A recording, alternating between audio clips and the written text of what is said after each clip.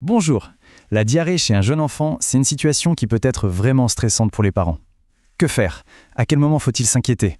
Aujourd'hui, on va décortiquer tout ça en se basant sur la référence en la matière, le guide de l'Organisation mondiale de la santé.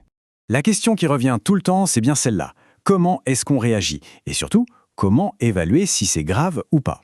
C'est exactement ce qu'on va voir ensemble en suivant pas à pas les recommandations médicales qui font autorité dans le monde entier. Pour nous guider, on a une source unique et vraiment solide, le manuel de l'OMS sur les soins pédiatriques.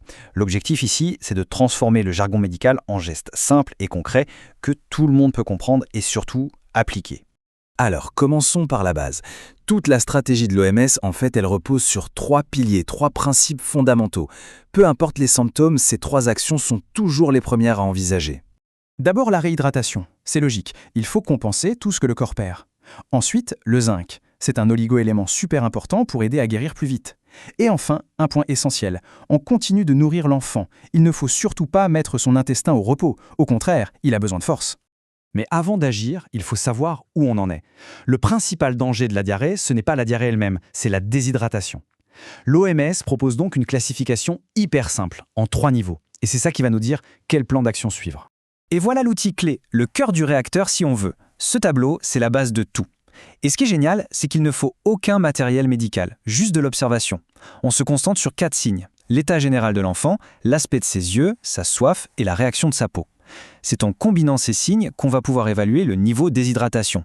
Arrêtons-nous une seconde sur ce fameux test du pli cutané. Le geste est vraiment simple. On pince doucement la peau du ventre de l'enfant. Si la peau reprend sa forme tout de suite, c'est parfait. Par contre, si le pli met du temps à disparaître, plus de 2 secondes, c'est un vrai signal d'alerte. Ça montre que la peau a perdu son élasticité à cause du manque d'eau. Allez, on passe au premier niveau et heureusement, c'est le plus fréquent. On a une diarrhée, mais il n'y a pas encore de signe de déshydratation. Concrètement, ça veut dire quoi? Eh bien, l'enfant a la diarrhée, d'accord, mais il est vif, il joue, il est alerte, ses yeux sont normaux et il boit sans difficulté. En gros, aucun des voyants rouges du tableau n'est vraiment allumé. Dans ce cas-là, l'OMS recommande ce qu'elle appelle le plan A. Le A, c'est simple, c'est pour à la maison. Tout peut se gérer à domicile, l'idée c'est surtout de prévenir une aggravation.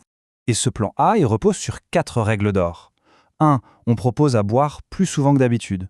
2. On donne les suppléments de zinc. 3. On continue de l'alimenter normalement.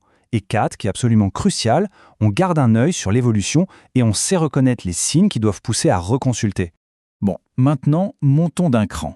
Que se passe-t-il si l'enfant commence à montrer des signes de déshydratation? On entre dans le niveau 2, la déshydratation modérée. Et là, il faut être plus vigilant.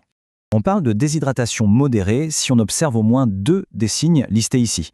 Le portrait robot, c'est un enfant qui est grognon, irritable, qui a les yeux un peu cernés et qui se jette sur son biberon ou son verre d'eau, il a très soif. Le test du pli cutané peut aussi commencer à montrer un petit ralentissement. Ici, on passe au plan B.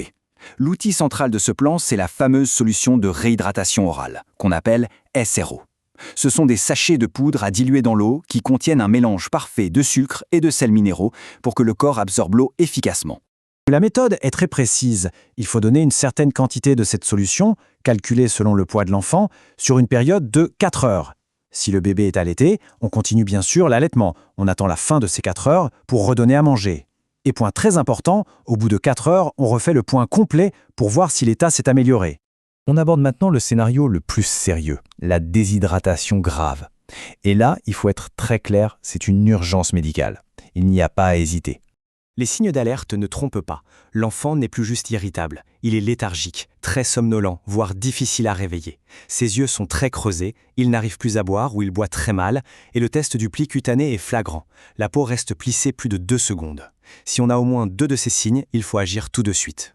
Pour cette situation, c'est le plan C. Le C comme centre de soins. Il n'y a pas d'autre solution. L'enfant doit être emmené à l'hôpital ou dans un centre de santé au plus vite pour être réhydraté par perfusion. Revenons un instant sur un des 3 piliers du traitement, le zinc. On en a parlé au début, mais pourquoi est-ce que l'OMS insiste autant sur ce point? La recommandation est très précise. C'est une dose de zinc par jour pendant 10 à 14 jours. C'est important de continuer le traitement sur toute la durée, même si la diarrhée s'arrête avant. La dose est de 20 mg pour un enfant de plus de 6 mois et la moitié pour les plus petits. Et voilà pourquoi c'est si important. Le texte du guide de l'OMS est formel. Le zinc, ça permet de réduire la durée et l'intensité de la diarrhée. Mais ça ne s'arrête pas là. Ça agit aussi comme un bouclier pour les mois suivants, en réduisant le risque que ça recommence. C'est donc un traitement et en même temps une prévention. Pour terminer, la question peut-être la plus importante pour un parent qui gère ça à la maison, quels sont les signaux d'alarme qui veulent dire « stop, on arrête tout, on retourne voir un professionnel de santé sans attendre ». Le guide de l'OMS liste ces signes très clairement. Si l'enfant n'arrive plus à boire ou à téter, s'il boit vraiment mal, si on sent que son état général se dégrade au lieu de s'améliorer, s'il se met à avoir de la fièvre ou s'il a du sang dans les selles, il ne faut pas attendre. Ce sont des signes que la situation est en train de se compliquer. Finalement, ce qu'on peut retenir de tout ça, c'est que la compétence la plus importante, c'est l'observation. Apprendre à vraiment regarder son enfant, à décoder ces quelques signes. N'est-ce pas, au fond, le premier geste qui peut le protéger, le geste le plus essentiel ?